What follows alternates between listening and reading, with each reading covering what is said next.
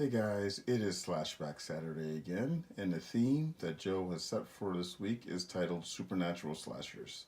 So the film I decided to review this week is titled The First Power, and this film originally came out back in 1990, and this one stars Lou Diamond Phillips, and in this film he plays a detective, and he's hot on the trail of a serial killer that goes by the name the Pentagram Killer.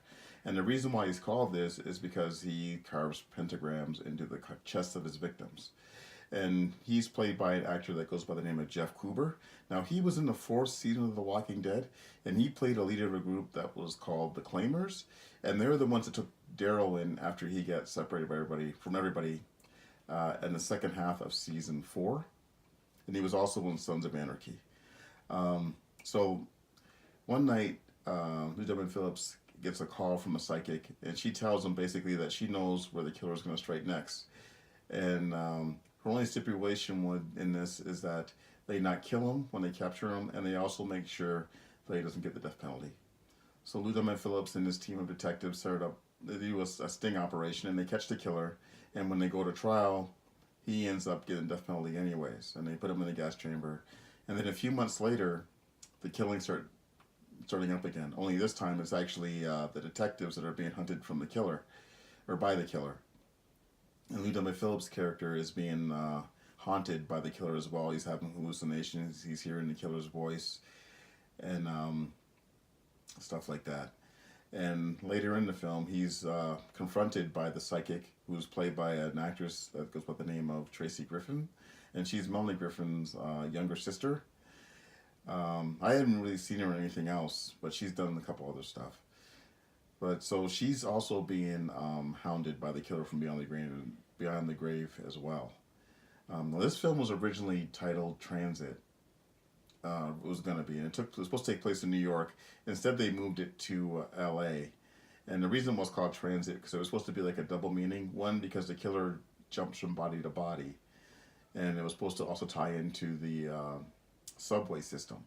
And I think a lot of the film was supposed to take place in the subway. I think the killer's lair was in the subway. Instead, they moved it to the West Coast, and they used water tunnels instead of the subway. It still kind of works, although I think it would have been a much more grittier film had it take place in New York as opposed to out west in California.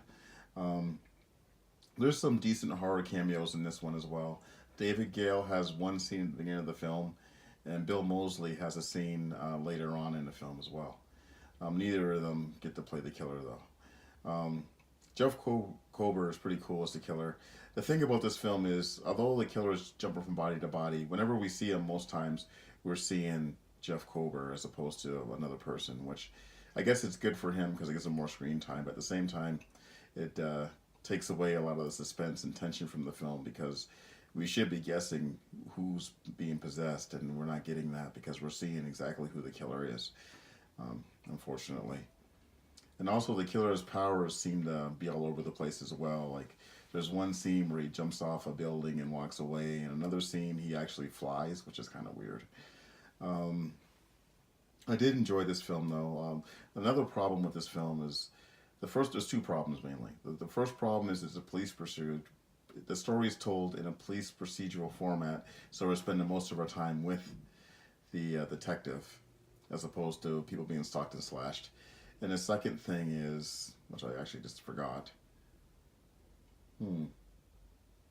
Oh, the killings are all off screen.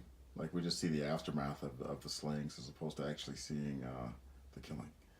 So I still enjoyed this film in a cheesy 90s film. This is like such a 90s film. It's really cheesy. There's lots of chase scenes and stuff like that.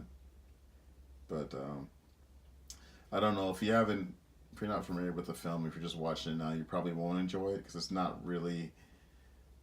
enough horror in it or enough slasher stuff in it. There is supernatural stuff going on, but it needs to be more, I guess, in my opinion.